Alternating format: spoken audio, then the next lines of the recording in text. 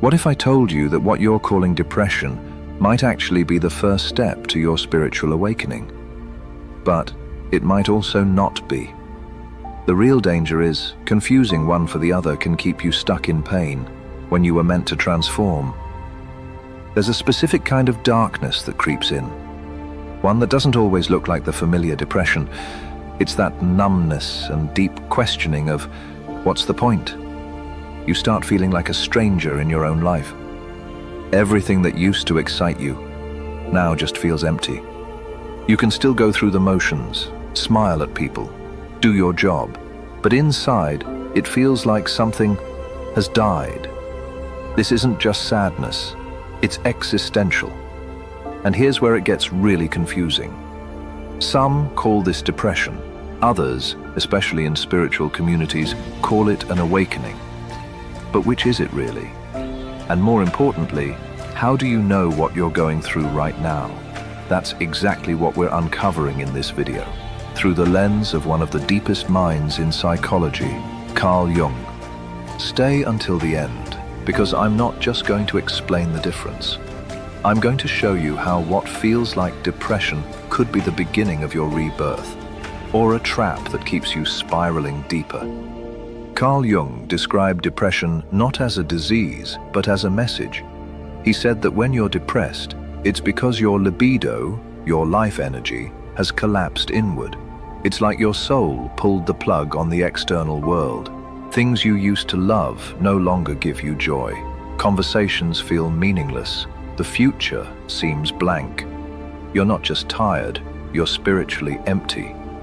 But here's the key. This collapse isn't random. Jung believed it happens when something in your unconscious is crying out for attention. Something your conscious mind has been avoiding, suppressing, or denying for far too long. Depression, in Jung's words, is the psyche saying, I can't keep pretending anymore. Let's get real. A spiritual awakening doesn't start with light and love. It starts with loss of meaning, identity, and control. It looks exactly like depression on the surface. But here's the hidden difference. While depression says, nothing matters, I am empty, spiritual awakening whispers, what used to matter no longer does, and something new is trying to be born. But that new thing, you don't know what it is yet. You're in the in-between, the dark hallway between who you were and who you're becoming. And if you don't understand this process, it can feel like you're simply breaking down. But sometimes, a breakdown is actually a breakthrough, wearing a disguise. Here's what no one tells you, and this part's important. If you mistake depression for awakening too soon, you might bypass the work.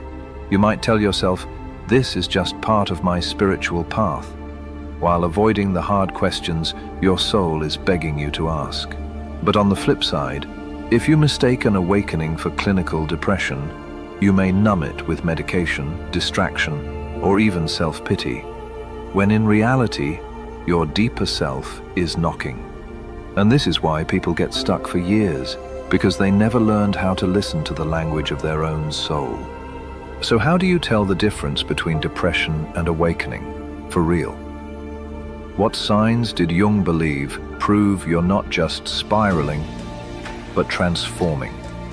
Let's go deeper into Jung's concept of individuation and how to turn darkness into destiny.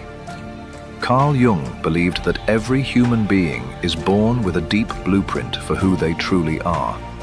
He called this the self, not the ego, not your job title, not your Instagram persona, but the real you, the timeless, instinctive, deeply connected core of your being. When we live too long out of alignment with this deeper self, life starts to feel off. We chase success, but feel empty. We follow every rule, but feel restless. We smile in public, but feel invisible to ourselves. And then, something collapses. That collapse is not failure. It's a call from the self. And here's what Jung saw. If you answer that call, you begin the process of individuation, the journey of becoming whole. Transformation isn't pretty. It's not some Instagram-worthy glow-up. It's more like an emotional demolition site. And the signs you're awakening are rarely what you'd expect. You feel lost because your false self is fading. You feel empty because you're being emptied of what no longer serves you. You feel disconnected because the old connections were built on a version of you that wasn't fully real. But in the middle of that mess, something sacred is happening. Your unconscious, the part of you that's been ignored for years, is starting to speak.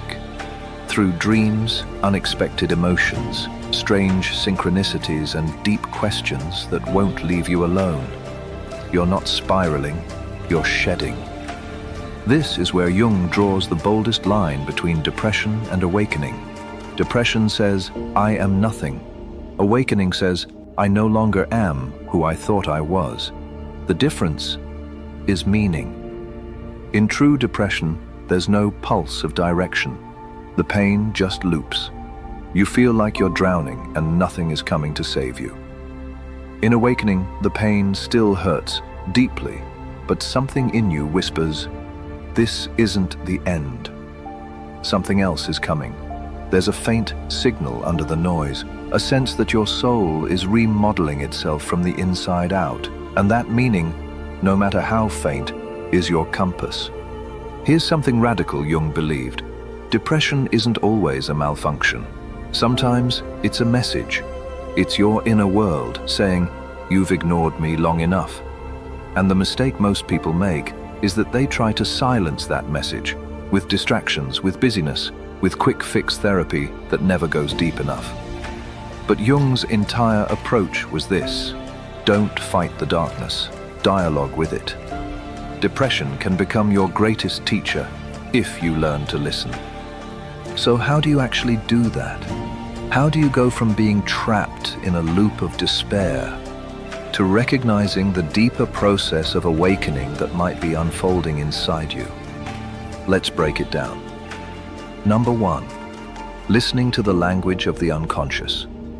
Jung believed the unconscious doesn't speak in plain words. It speaks in symbols, dreams, and emotions. That's why, when you're depressed, you don't just feel sad. You might have strange dreams, heavy moods, bursts of anger, or an unshakable sense of emptiness.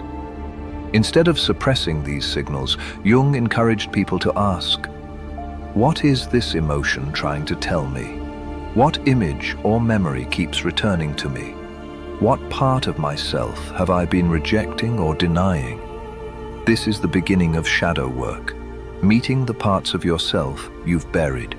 Depression without awareness keeps you stuck, but depression with awareness becomes a doorway. Number 2, dream work, the psyche's hidden map. Jung saw dreams as nightly messages from the unconscious. When you're depressed, dreams often become more vivid, disturbing, or symbolic. Maybe you dream of being trapped in a house. Maybe you're lost in a forest. Or maybe you're watching something die. To Jung, dreams aren't random. They're the psyche's way of saying, here's where you are, and here's what you need to face. By recording your dreams and reflecting on them, you start to decode the map of your own inner journey. This is how many people discover that what looks like depression is actually the death of an old self, and the unconscious is preparing the ground for rebirth. Number 3, active imagination, meeting the shadow. Jung created a practice called active imagination. It's simple but powerful. You consciously dialogue with the images, voices, and feelings that arise from your unconscious. If you feel crushed by sadness, instead of running from it, you imagine it as a figure. You ask it questions. Why are you here? What do you need from me? What are you protecting me from? This isn't fantasy. It's a way of giving form to your inner world. And often, what looks like depression begins to reveal itself as blocked creativity, suppressed truth, or unexpressed grief. By facing it directly, you begin to free the energy that was locked inside it. That energy is what awakens. So here's the heart of it. Depression without meaning, is stagnation. Depression met with dialogue and inner work is awakening. The difference isn't in the pain itself, it's in how you engage with it. When you deny, suppress, or avoid, depression keeps you in the dark. But when you turn toward it with curiosity, it transforms into initiation. Jung would say, the depression isn't against you, it's trying to grow you. And that is the moment depression begins to shift into awakening. And now let's talk how you can practically walk through this process in your own life, step by step, so that your darkest moments become the very fuel of your spiritual awakening. This is where Jung's wisdom meets real everyday life. And it might just change how you see everything you've been going through. Step 1. Stop pathizing everything. The first step is radical but essential. Don't label every collapse as an illness. Yes, sometimes depression needs medical attention. And if you're in danger or unable to function, professional help is crucial. But Jung invites us to also ask, what if this collapse isn't only a breakdown? What if it's a breakthrough in disguise? By dropping the stigma and shame, you create space to treat your suffering as meaningful, not just as a problem to eliminate. Step 2. Create space for the unconscious. When life energy withdraws inward, you need to meet it there. Journal your thoughts, no matter how dark or repetitive they are. Record your dreams. Even fragments hold wisdom. Pay attention to synchronicities, those strange coincidences that feel like messages. This is how you begin a dialogue with your inner world. Remember, depression furs when ignored. Transformation begins when witnessed. Step 3. Face the shadow gently. You don't transform depression by pretending to be positive. You transform it by meeting the shadow, the parts of yourself you've buried. Ask yourself, what am I refusing to feel? What identity am I clinging to that no longer fits? What truth have I silenced to keep others comfortable? Write it down, speak it aloud, draw it, whatever it takes. The goal isn't perfection, it's honesty. The shadow loses its grip the moment it's brought into light. Step 4. Reconnect with the seed of meaning.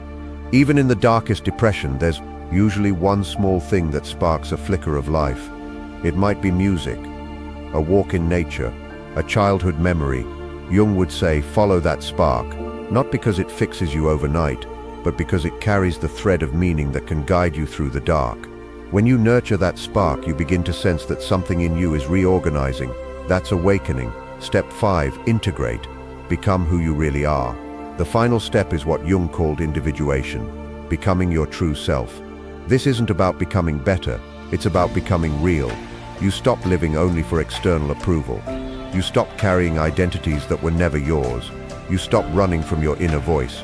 And slowly depression shifts into awakening, not because the pain magically disappears, but because it now has purpose. So here's the truth.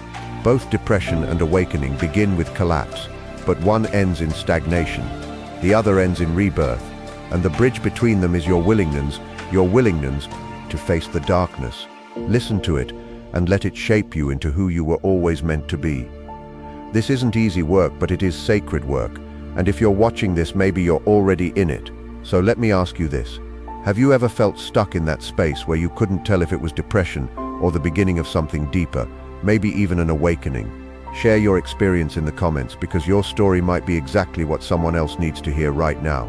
And if you're into exploring psychology, spirituality, and the hidden layers of the mind, make sure you hit subscribe to Fractal Wisdom. We've got more videos coming that will help you navigate the darkest nights and discover the meaning inside them.